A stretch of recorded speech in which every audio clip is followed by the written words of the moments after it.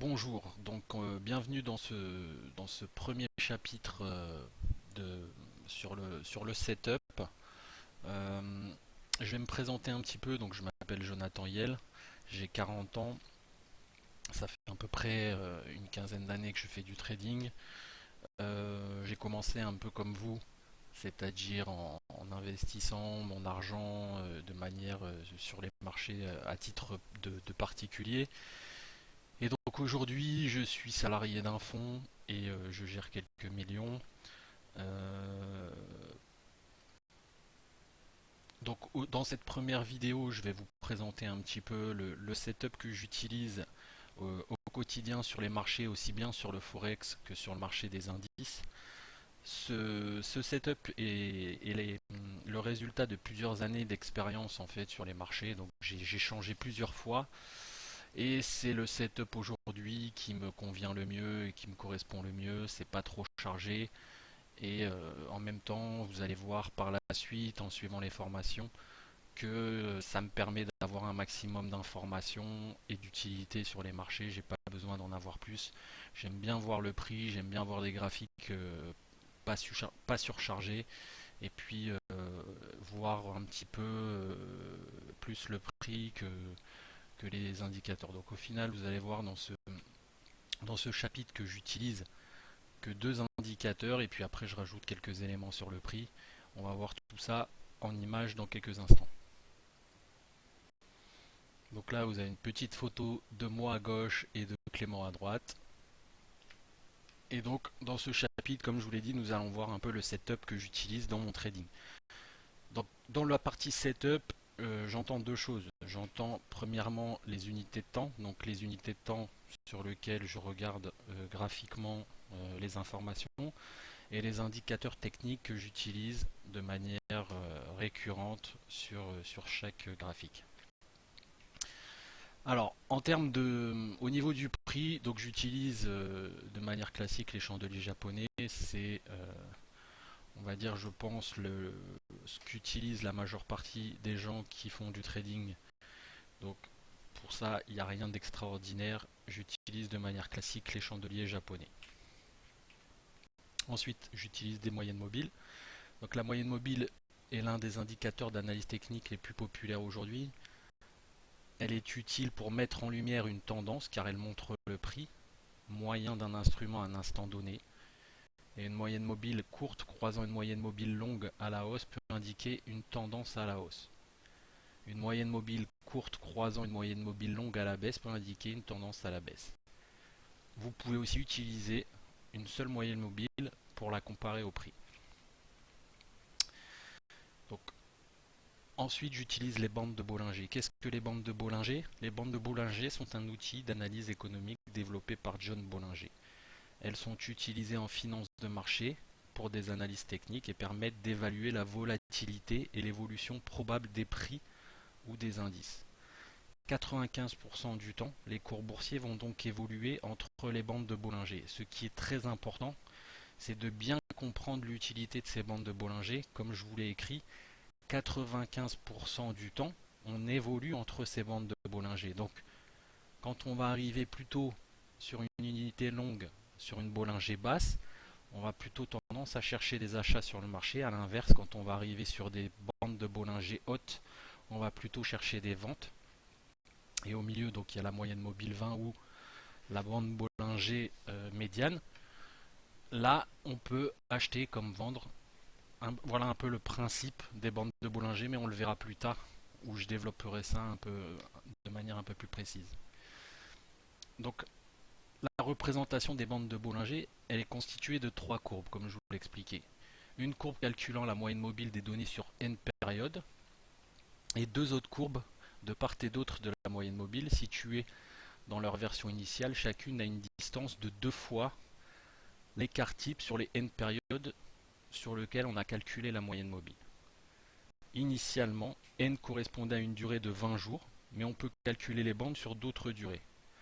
La distance des bandes peut aussi être modifiée, par exemple 1,5 ou 3 fois l'écart type. avec un paramètre de 2 si l'on admet l'hypothèse de la loi normale pour les valeurs, alors que 95% des valeurs observées se trouvent statistiquement situées entre les deux bandes. Interprétation. La largeur de la bande est une indication directe de la volatilité sur l'actif considéré. Théoriquement, il y a plus de 95% de chances que l'évolution de la valeur s'établisse dans le cadre de bandes réglées avec une distance de 2 écarts types. Une volatilité faible est suivie d'une volatilité forte et inversement, une volatilité forte est suivie d'une volatilité faible. De ce fait, lorsque l'écartement des bandes de Bollinger est faible, il est suivi d'un écartement fort, donc une forte volatilité des cours. Ceux-ci partent alors à la hausse comme à la baisse avec une pente variable. C'est-à-dire que quand vous allez avoir des bandes de Bollinger plates ou resserrées, ça va précéder ou succéder un mouvement important de volatilité, c'est-à-dire du trading potentiel. Tendance haussière ou baissière. Lorsqu'une forte tendance s'amorce, les bandes vont s'écarter pour indiquer un changement de régime après une phase neutre ou d'intensité moindre. Les bandes vont alors suivre la pente donnée par leur moyenne mobile lors de l'essoufflement de la tendance avec des changements de prix moins importants. Les bandes vont se resserrer. Tendance neutre. Lorsqu'une forte tendance s'amorce, les bandes vont s'écarter. Un changement de régime après une phase neutre ou d'intensité moindre, ce qu'on appelle aussi la phase de range. Les bandes vont alors suivre la pente donnée par leur moyenne mobile lors de l'essoufflement de la tendance avec des changements de prix moins importants. Les bandes vont se resserrer, et se mettre à plat. Alors, pour les curieux, ici, je vous ai mis un peu la description mathématique de la formule servant à calculer les bandes de Bollinger. Donc bon, généralement, il n'y a pas besoin d'apprendre ça par cœur, je vous rassure tout de suite. Aujourd'hui, vous avez des plateformes d'analyse technique, on le verra par la suite, qui font le calcul et donc qui vous font le suivi des bandes de Bollinger au quotidien en fonction des prix de marché. Le RSI. Le RSI, proposé par Gilles Wells-Wilder en 1978, le Relative Strength Index, ou RSI, est un indicateur avancé d'analyse technique. Utilisé conjointement en analyse de la tendance, il a vocation à repérer la puissance d'un mouvement, indiquer si le mouvement s'essouffle, indiquer si l'on est en situation de surachat ou de survente. Le fonctionnement du RSI. Lorsque le marché est très régulièrement en hausse ou en forte hausse, le RSI tend vers 100. Lorsque le marché est très régulièrement en baisse ou en forte baisse, le RSI tend vers 0. Règle de décision. Lorsque le RSI est supérieur à 70 ou 80, le marché est dit suracheté et il est candidat à une correction baissière. Attention, on ne vend pas un marché qui reste en zone de surachat parce que le RSI peut rester au-dessus de 70 ou 80 de manière indéfinie. C'est juste quand il quitte sa zone de surachat qu'on va pouvoir amorcer des ventes sur le marché ou du correctif. Lorsque le RSI est inférieur à 30 ou 20, le marché est dit survendu et il est candidat à une correction à la hausse.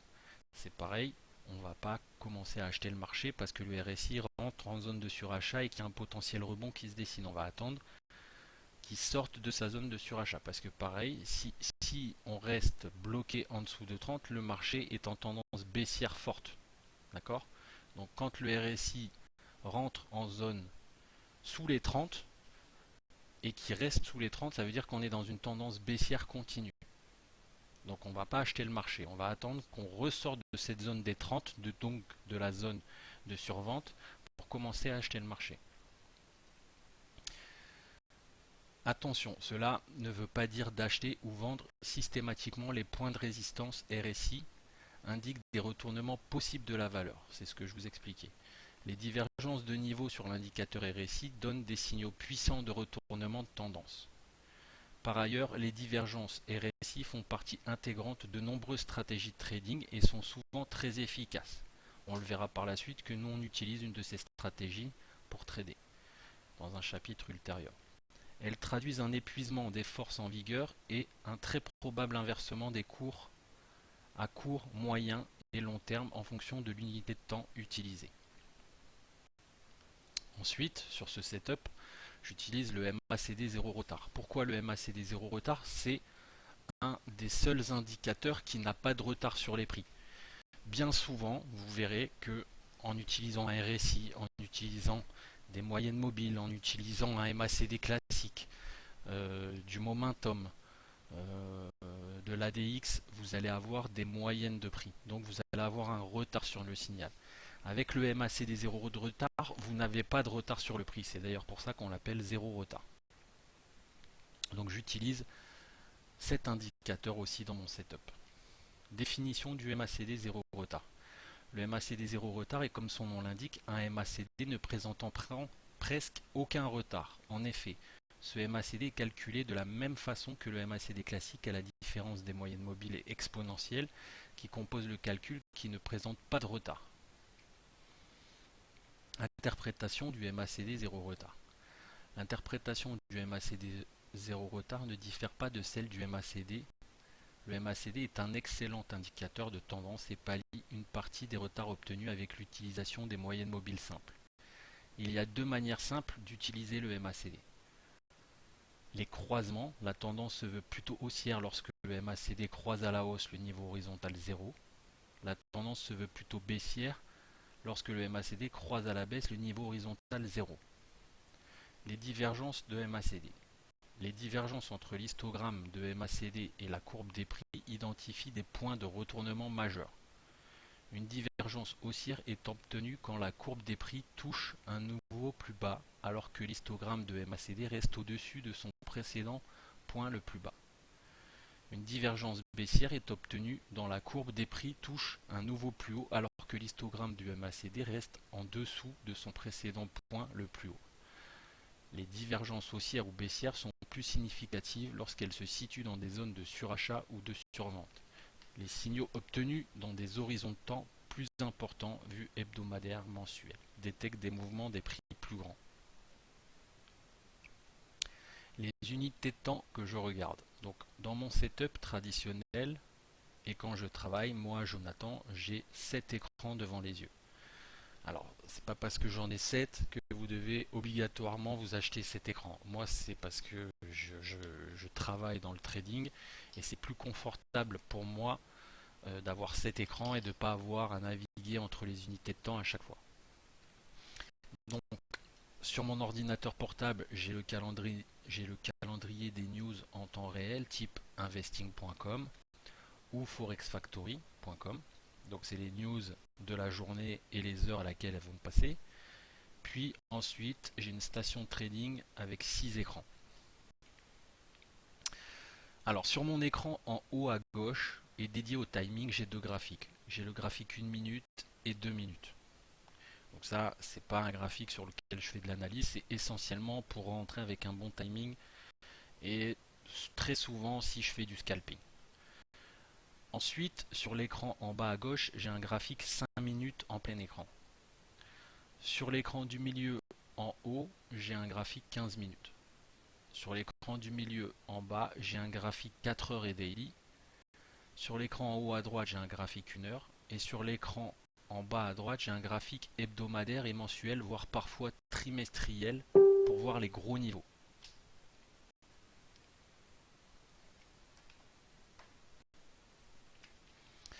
Paramétrage des indicateurs. Donc là, sur ce slide là et sur cette vidéo, je vous ai mis un petit peu mes paramétrages. Donc voilà, on peut voir qu'en rouge, j'utilise une moyenne mobile 20, simple, à 20 périodes, appliquée aux clôtures. Ok. Ensuite, vous verrez, j'ai un trait bleu sur les prix qui correspond à une moyenne mobile 50. Nombre de périodes 50, toujours appliqué aux clôtures, et c'est une moyenne mobile simple. Pour ceux qui me demandent si c'est arithmétique, exponentielle, c'est de la moyenne mobile simple, donc SMA ou Simple Moving Average à 50 périodes appliquées aux clôtures tout le temps. Ensuite, j'ai des bandes de Bollinger. Alors là, j'ai un paramétrage qui peut varier en fonction que je trade du Forex ou des indices. Là, c'est le paramétrage des indices. D'accord? Donc j'ai 20 en nombre de périodes, un écart type de 2.5 parce qu'il y a un peu plus de volatilité sur les indices. Donc, contrairement au Forex où le paramétrage est le même, mais ici j'ai un écart type de 2, je mets 2,5 parce que j'ai vu que avec le temps, 2,5 c'était meilleur que 2. Il y a souvent des excès quand on met du 2 sur les indices, donc je laisse 2,5. Ensuite, j'ai donc du coup, ça c'est les bandes de Bollinger éventuellement pour le Forex. Vous voyez, je vous ai remis un slide avec l'écart type de 2 si vous tradez le Forex. Le paramétrage du RSI. Donc sur le paramétrage du RSI, j'ai un RSI à 14 périodes appliqué aux clôtures. Avec sur le RSI lui-même, j'ai une fenêtre de paramétrage. Alors ne paniquez pas, on va faire comme si je vous paramétrais un setup tout à l'heure ensemble sur la vidéo. Donc j'ai une ligne horizontale que je vous mets à 0. Et ensuite, j'ai une ligne horizontale à 50, une ligne horizontale rouge à 30 et une ligne horizontale à 70. Donc pourquoi 50, 30 et 70? Ça c'est le niveau où on rentre en surachat. Donc il est matérialisé sur le RSI, vous verrez après, je vais vous montrer un peu le setup, ce que ça donne. Là ici vous avez le paramétrage quand on rentre en survente, et là vous avez la zone de neutralité du RSI. Ok. Le paramétrage de la MACD 0 retard, en principe sur beaucoup de plateformes, c'est le paramétrage par défaut. Donc je vous l'ai remis là, mais bien généralement, il est paramétré en 12, 26, 9. Donc 12 pour les moyennes mobiles court terme, 26 pour les moyennes mobiles long terme et 9 le nombre de périodes. Donc généralement, c'est ce qu'il y a déjà par défaut sur le réglage du MACD 0 retard. J'utilise une ligne horizontale à 0 que je rajoute sur cet indicateur. Et j'utilise une moyenne mobile exponentielle à 9 périodes que je rajoute aussi sur cet indicateur. Je vous expliquerai par la suite pourquoi je rajoute cette moyenne mobile 9 sur cet indicateur. C'est juste pour me préciser quand le flux risque d'arriver. Je vous expliquerai tout ça plus tard. Donc mon setup en résumé, c'est des prix en chandelier japonais, une moyenne mobile simple appliquée aux clôtures, à cette période en turquoise, 20, une moyenne mobile simple appliquée aux clôtures, moyenne mobile 20 en rouge, et 50 en bleu. Ensuite, donc j'ai des bandes de Bollinger pour les indices en écart type 20.2.5 et 20.2 pour le Forex. Attention à bien différencier les indices du Forex. Donc c'est 20.2.5 pour les indices et 20 et 2.0 pour le Forex ou le reste des marchés.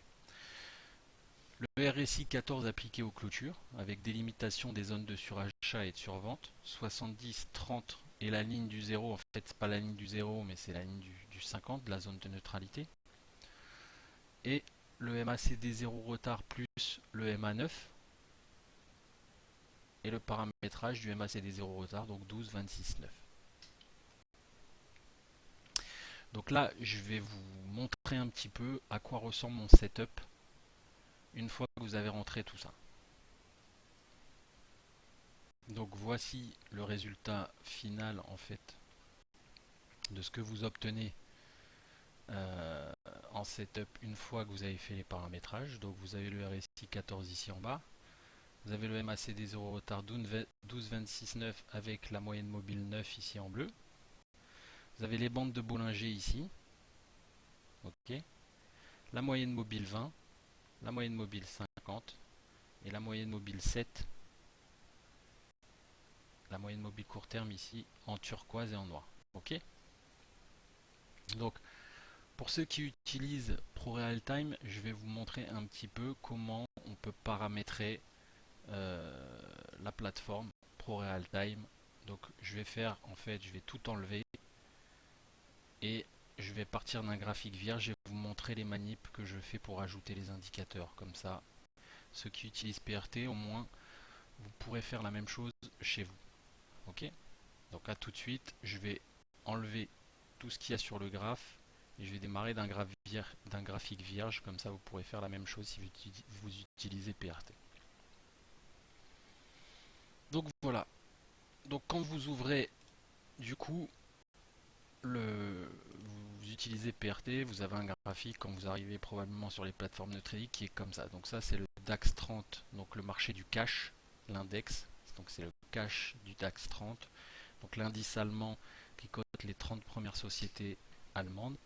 Et donc je vais vous montrer comment configurer ProRealTime pour ceux qui utilisent donc PRT avec mon setup. Donc ici, vous voyez, vous avez indicateur. Donc vous allez pouvoir venir rajouter les indicateurs dont je vous ai parlé dans le cours. Donc j'utilise des bandes de Bollinger. Donc hop, je clique sur bande de Bollinger. Vous voyez, les bandes de Bollinger, elles viennent se mettre autour du prix. Donc comme on est sur le marché des indices, souvenez-vous, je vous ai dit c'est écart type 20 et 2.5 pour les indices. Donc là, c'est bien paramétré 20.2.5, méthode simple appliquée aux clôtures. Ok. Donc là, je ferme. Donc vous voyez, en fermant, mon indicateur il est paramétré 20.2.5. Ensuite, je viens rajouter des moyennes mobiles. Donc j'utilise des moyennes mobiles simples. Donc ici, vous voyez, SMA ou moyenne mobile simple, vous cliquez dessus. Donc là, j'utilise une moyenne mobile court terme à cette période en turquoise. Ok. Donc moi, je la délimite un peu. Donc je mets du noir quand elle baisse et je mets le style en ligne pleine. Vous voyez. Donc là, elle apparaît ici. Ok. Et donc c'est une moyenne mobile simple appliquée aux clôtures. Hein. Toutes mes moyennes mobiles sont des moyennes mobiles simples appliquées aux clôtures. Ok. Donc pareil, je valide. Donc vous voyez, l'indicateur reste là sur le prix. Ensuite, j'ai une autre moyenne mobile simple, 20 cette fois, à 20 périodes, que je mets en rouge. Donc, hop, en rouge.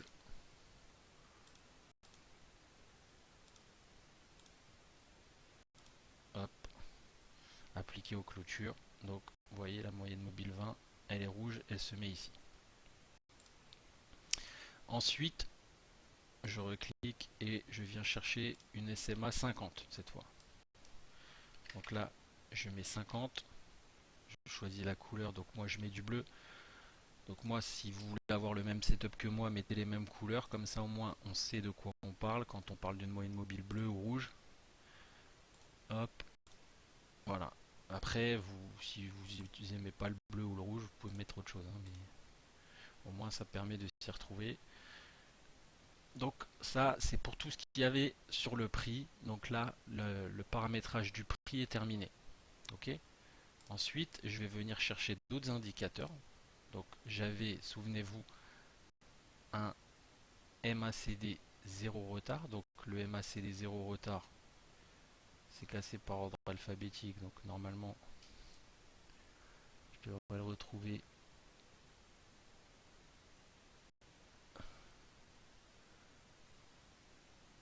Voilà, MACD 0 retard. Ok. Donc 12, 26, 9, c'est ce que je vous ai dit tout à l'heure dans le cours. C'est paramétré par défaut 12, 26, 9. Donc moi j'utilise ce paramétrage. J'utilise rien d'autre. Sauf que j'ajoute un indicateur sur ce prix qui est, souvenez-vous, une EMA, donc une moyenne mobile exponentielle à 9 périodes que je rajoute sur cet indicateur et que je mets en bleu. Je vous expliquerai pourquoi par la suite. Ok. Donc voilà, ça vous donne ça, hein, en gros.